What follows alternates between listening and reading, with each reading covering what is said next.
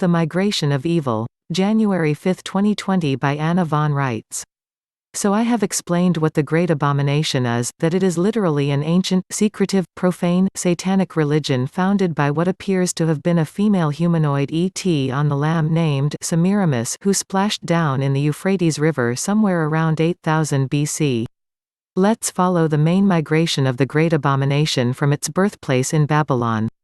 When things got too hot in Babylon, and that once great kingdom was exhausted and parasitized into oblivion, the parasite religion moved west into Iraq and down through Samaria to the seacoast just above modern Tel Aviv, where the Great Temple of Balbek was established. From there, the local tribal peoples of the Levant were seduced, and the Philistines and Canaanites and Edomites and the sons of Amon were all bowing and serving Molloch and Baal and the mother of all whores and old one eye by the time Joshua arrived. Perhaps most important to note, however, is that during this sojourn on the far eastern shores of the Mediterranean Sea, Mystery Babylon became a sea-going religion, popular with sailors, and popular with the sea-going Israelite tribe of Dan, whose tribal banner prominently features what? A snake. And how is Satan described in the Garden of Eden? As a serpent. A snake. As a sea-going religion, popular among sailors and merchants alike, Mystery Babylon was dispersed throughout the ancient world. We see it in the snake worship of Delphi, in India, Indonesia, Mesoamerica, and in China. We see it in dragon worship, where dragons were recognized as a form of giant, more powerful serpent, reptiles, all. So this venal religion devoted to the idolatry of money and deceit, sex as a sacrament, infanticide, tree worship, death by incineration alive, etc., etc., was dispersed and practiced worldwide within 1,000 years after the Great Flood. Its next great center of worship was established in Crete, and from Crete to Mycenaean Greece and Carthage. Mystery Babylon came to Greece through Asia Minor, where Semiramis had been renamed Cybele, also spelled Sibyl, and her worship had picked up some local color. Her priests in Asia Minor and Turkey were called Galli. They castrated themselves in honor of their goddess, wore black robes, and either bleached their hair white, or wore white wigs. We will meet them again, in Rome, and elsewhere. The culture of Mycenaean Greece came like a thunderbolt out of nowhere, lasted for several centuries, was eaten out by the hidden parasite, and then abandoned and disappeared as quickly as it arose, when the venal religion moved its chief center of enterprise to Carthage, in North Africa. Carthage was a wonder of the ancient world, a seaport so vast and modern in concept and in layout, that it looked more like a science fiction spaceport than anything existing in the world at that time.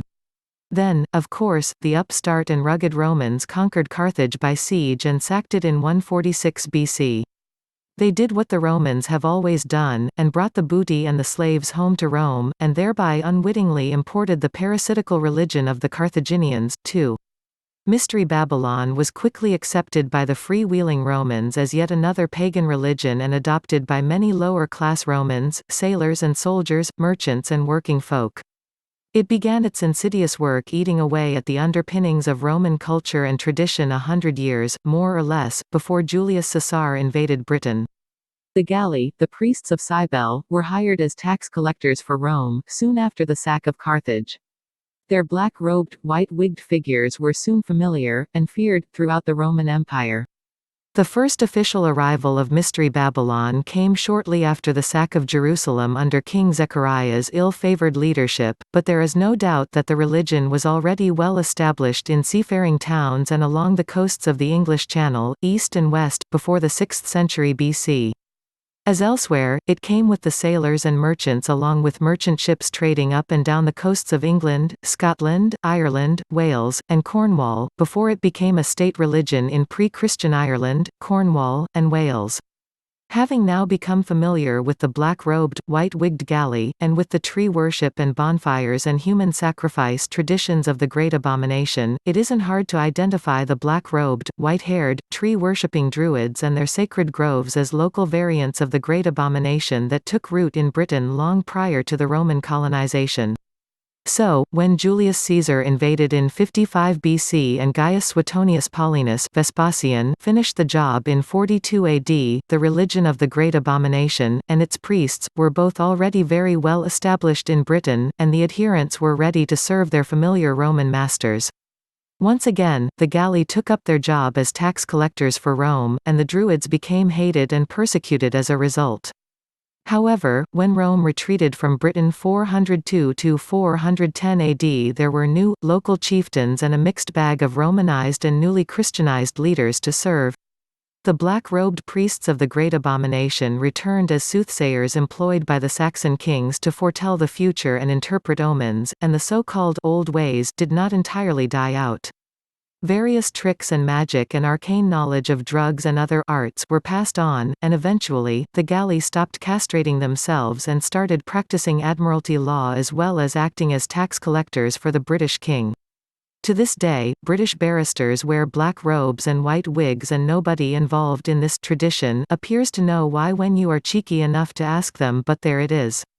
The very long association of this venal religion with sailors and sea-faring made it a natural conduit to form the law of the sea and the admiralty courts. Don't forget that Satan was cast down into the sea, that apprentice attorneys in Scotland are still called devils. Britain had always been a great trading nation and adept upon the seas, but under the lash of hellish naval discipline, it was to become the dominant sea power on Earth. We brought the parasitical religion with us to America from Europe. I have focused here on the conduit via Britain, but the Great Abomination was also coming to us via Phoenicia, the source of our slang word, phony, because this variant from Portugal produced such profligate con men, and France, where it had taken root in seafaring communities, too. Finally, and most importantly of course, it was coming through to us via the Roman Catholic Church. The Great Abomination gained entrance to the Church via Emperor Constantine and the Council of Nicaea in 325 AD and rode along like a flea on a dog, unseen but virulent ever since. Because the Great Abomination worships the father of all lies, its adherents are great hypocrites and con men and actors. Every lie is a prayer in their religion. Verbal deceits, deliberate confusion of terms and labels, puns, double entendres, any kind of illusion or excusable misrepresentation is fair game for them, a circumstance that led our pilgrim ancestors to label attorneys masters of deceit and banning them from living in Christian communities. It also led to the adoption of separate Bibles to serve as the law of the soil, law of the land, and law of the sea in America, and also the proliferation of different law and legal dictionaries, Bouviers for land, and Blacks for sea. The Wycliffe Bible, the first translation into English from the Latin Vulgate, was established as the law of the soil, used by our Protestant and Pilgrim ancestors. The Geneva Bible is the basis for the law of the land. And the King James Version is supposed to be the basis for the law of the sea. So, the Great Abomination arrived on our shores right along with sailors and merchants that carried us here from Europe.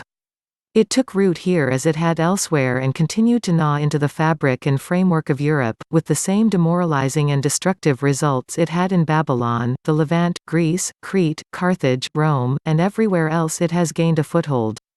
And it has been here ever since, like a tapeworm, eating out the substance of our country to enrich both its Roman and British masters, not the Queen, though she gets her cut, the Lords of the Admiralty and Westminster and the Lord Mayor of London, the British Crown. So except for its very early dispersion worldwide, for example to the Khan dynasty in China, the parasitical religion has kept a fairly identifiable form and body, moving ever westward since ancient times. And no surprise, it is currently attempting to move westward again, this time trying to secretively jump the expanse of the Pacific Ocean from our shores all the way to China. They have eaten out our substance and stolen our gold and silver, obtained fake title to our land and are attempting to do the same with our soil, have played their name games with our trademarks and patents, seized upon the value of our labor and our bodies, even snuck around and obtained baptismal certificates by which they have proposed to buy, sell, and trade our souls. So, what do you say, China? Do you learn from the mistakes of Babylon, Iraq, Samaria, Israel, Greece, Crete, Carthage, Rome, France, Spain, Portugal, England, Scotland, Ireland, Wales, Cornwall, Australia, America and most of the rest of the world? Do you observe the work of the parasites over the course of the past 8,000 years? Including the Boxer Rebellion and the heroin trade? Even if you swallow the parasite religion and gain some temporary wealth and power for giving it shelter, you know what the end result will be: social decay, loss of dignity, loss of educational standards, loss of honesty, loss of justice, loss of your unique national culture and identity, loss of moral compass, loss of clarity, loss of sanity, and in the end, your economic and financial destruction is what they plan. They will abuse and use and strip your country dry just like they have done with every other host since ancient times. So now, when we finally have them nailed down, clearly identified, and in our sights, isn't it time that we stopped their endless westward migration? Why should anyone or any country knowingly harbor a parasite? Why should criminals and criminal practices and beliefs be allowed to multiply until they are like locusts consuming the earth? We woke up just in time. Come join us, and together with all the other happy nations of the world, we will expose every facet of the parasite, every evil belief and noxious practice, including its fondness for human blood and its practice of enslavement and peonage and war for profit. Help support this work by visiting www.annavonreitz.com and look for the donate button.